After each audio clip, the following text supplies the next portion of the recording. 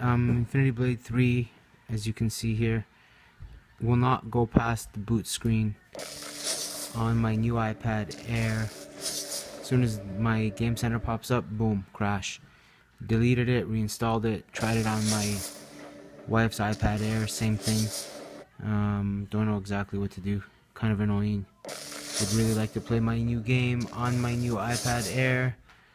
So yeah, I just thought I'd let you guys, give you guys a heads up. Hopefully you guys can figure out a solution, release an update, or do something fast here, because, you know,